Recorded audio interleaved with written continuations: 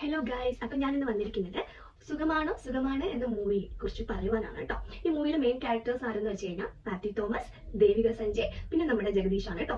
Movie emotional comedy മൂവിയാണ് കേട്ടോ. ഒരുപാട് കോമഡി സീൻസ് ഉണ്ട്. അപ്പൊ അതിലൊക്കെ നമുക്ക് ഒരുപാട് ചിരിക്കാൻ പറ്റുന്ന കോമഡി സീൻസ് 2-3 ഉള്ളൂ. അതിലൊക്കെ നമ്മൾ നന്നായിട്ട് ചിരിക്കും. പിന്നെ ഒരുപാട് ഇമോഷൻസ് കൊണ്ടുവരുന്നുണ്ട് മൂവി. ഇമോഷൻസ് എന്ന് പറയുമ്പോൾ നമ്മുടെ മാത്യു അതിൽ അഭിനയിച്ചിരിക്കുന്ന പെയിൻ നമുക്ക് തിയേറ്ററിൽ ഇരിക്കുന്നവർക്കും കൂടെ തോന്നിപ്പോകുന്ന രീതിയിലാണ് അഭിനയിച്ചിരിക്കുന്നത്. കാരണം അവിടെ തോന്നുന്ന ഇമോഷൻ നമുക്ക് പെയിൻ ആയിട്ട് നമുക്ക് അനുഭവിക്കും. അങ്ങനെ ഒരു എക്സ്പീരിയൻസ് കിട്ടും കേട്ടോ ഈ മൂവിയിൽ. ഇതൊരു ആവറേജ് നോർമൽ മൂവിയാണ്. എടുത്ത് പറയാനായിട്ട് പ്രത്യേകിച്ചൊന്നും ഇല്ല. പക്ഷേ ഇതിലൊരു ഇമ്പോർട്ടന്റ് കാര്യമുണ്ട്.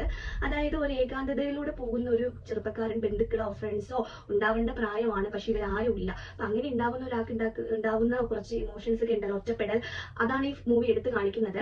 സ്വാഭാവികമായിട്ട് നമുക്ക് എന്തെങ്കിലുമൊക്കെ തുറന്ന് സംസാരിക്കാനോ അല്ലെങ്കിൽ നമ്മളുടെ അടുത്ത് ഒരാൾ സുഖമാണ് എന്നൊരു ഉത്തരങ്ങൾ ക്വസ്റ്റ്യൻ ചോദിക്കാനോ ആരെങ്കിലും ലൈഫിൽ ഉണ്ടാവുന്നത് ഒരുപാട് നമ്മളെ സ്വാധീനിക്കും. പക്ഷെ നമുക്ക് അങ്ങനെ ആരും ഇല്ലാത്തവരുടെ അവസ്ഥയെ കുറിച്ച് നമ്മൾ ഒരിക്കലെങ്കിലും ചിന്തിച്ചിട്ടുണ്ടോ?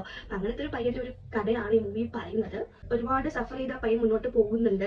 അപ്പൊ അതിൽ കുറെ കഥാപാത്രങ്ങൾ വന്ന് കണ്ടുമുട്ടുന്നുണ്ട്. അപ്പൊ അവരുടെ കുറച്ച് കഥകൾ അങ്ങനെയൊക്കെയാണ് ഈ മൂവി പോയിക്കൊണ്ടിരിക്കുന്നത്. കംപ്ലീറ്റ്ലി പറയുവാണെന്നുണ്ടെങ്കിൽ മൂവി ഒരു ഓക്കെ മൂവിയാണ്. എല്ലാവർക്കും തിയേറ്ററിൽ പോയി കണ്ടാൽ നമുക്ക് ആ ഇമോഷൻസ് ഡയറക്റ്റ് നമുക്ക് അനുഭവിക്കാൻ പറ്റും. അപ്പൊ എല്ലാവരും തിയേറ്ററിൽ പോയി കാണുക.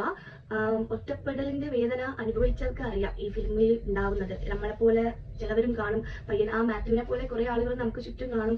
ഒന്നും പറയാൻ പറ്റാത്ത അവസ്ഥ, അല്ലെങ്കിൽ ഒന്ന് ഉറക്കെ കരയാൻ പോലും പറ്റാത്ത അവസ്ഥയിൽ അനുഭവിക്കുന്നവർ കുറെ പേര് കാണും. അവർക്കൊക്കെ ഈ മൂവി ഒരു പ്രചോദനമാകട്ടെ.